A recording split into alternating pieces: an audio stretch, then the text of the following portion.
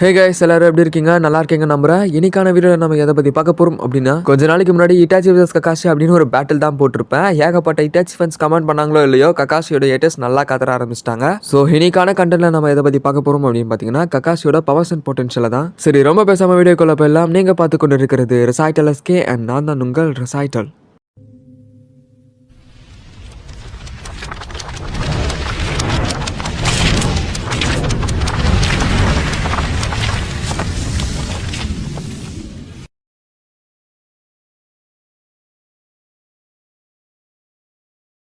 Clan support இல்லாதனால Kakashi கிட்ட மேத்ஸ் சக்ரா ரிசோர்ஸ் இருக்காது அப்படின்லாம் ஒன்றும் இல்லை. நம்ம கக்காஷி கிட்ட போதுமான அளவுக்கு சக்ரா ரிசோர்ஸ் இருக்கு.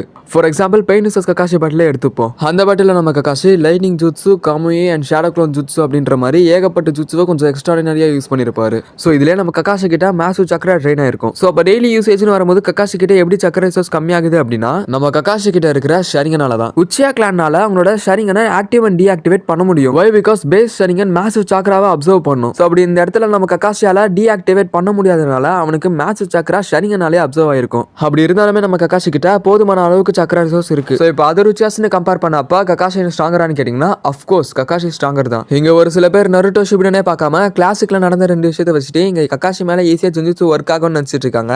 பட் அது உண்மை கிடையாது. கக்காஷிக்கு எம்எஸ் பத்தி முன்னாடியே தெரிஞ்சிருந்தா கண்டிப்பா அவன் ஜுஜுட்சு விட்டு வெளியே வந்திருப்பான். பிகாஸ் எம்எஸ் யூசஸ் மேல ஜுஜுட்சு அவ்வளவு சீக்கிரம் ஒர்க் ஆகாது. நம்ம கக்காஷிக்கு எம்எஸ் யூஸ் பண்ண தெரியாமலாம் இல்ல, நல்லாவே யூஸ் பண்ண தெரியும். இதுல ஆப்போனன்ட்ல இருக்கிற உச்சியா சுசோனாவை அவைக்கன் பண்ணாலுமே கக்காஷியால அந்த சுசோனாவை ஈஸியா பெனிட்ரேட் பண்ண முடியும். ஒன்னு அவங்க கிட்ட இருக்கிற கமையை வச்சுட்டு சுசோனாக்குள்ள இருக்கிறவங்களை கேப்சர் பண்ண முடியும், இல்லனா ஒட்டுமொத்த சுசோனாவுமே கக்காஷியால கேப்சர் பண்ண முடியும். சோ கக்காஷி இட்டாச்சி கூட பேட்டில் பண்ணா இட்டாச்சி நிலைமை என்ன ஆகும்னு நான் சொல்லி தான் புரிய வைக்கணும்னு எந்த அர்த்தமும் இல்ல. இட்டாச்சியோட ஜின்ஜுட்சு கக்காஷி மேல எப்படியோ ஒர்க் ஆகாது. அப்படி ஒர்க் ஆனாலுமே கக்காஷி ஈஸியா அதை விட்டு வெளியே வந்துருவான். இதுல இட்டாச்சி சுசோனாவே எடுத்திருந்தாலுமே கம்ப்ளீட்டா கக்காஷி அவனோட கமுய வழியை கேப்சர் பண்ணிடுவான். உடனே ஏகப்பட்ட பேர் இங்க இட்டாச்சி ஒரு உச்சியா கிளானோட வாரிசு அப்படின்ற மாதிரி கமெண்ட் பண்ண வருவீங்க. அஃப்கோர்ஸ் இங்க இட்டாச்சி உச்சியா கிளானோட வாரிசு தான். பட் இங்க அது ஆச்சரியம் இல்ல. இங்க எது ஆச்சரியம் அப்படின்னா, ஒரு நான் உச்சியா கிட்ட போய் ஷரிங்கனை கொடுத்துட்டு அதை யூஸ் பண்றானா பர்ஃபெக்ட்டா மாஸ்டர் பண்ணி பிளாஸ்ட் பண்ணது மட்டும் இல்லாம கூட சேர்ந்து ரெண்டு நிக்நேமும் வாங்கியிருப்பான். சோ இதுல இருந்தே கக்காஷோட ஆராவை பத்தி நான் சொல்லி புரிய வைக்க தேவையில்ல. டிபேட் அண்ட் சியர் கிளம்பலாம் இட்டாச்சி ஃபேன்ஸ். அண்ட் அவ்வளவுதான் வீடியோட எண்டுக்கு வந்தாச்சு. இந்த வீடியோ உங்களுக்கு பிடிச்சிருந்தா லைக் பண்ணி ஷேர் பண்ணி சப்ஸ்கிரைப் பண்ணுங்க. அண்ட் நாளைக்கு இன்னொரு வீடியோல பார்க்கலாம். Bye guys.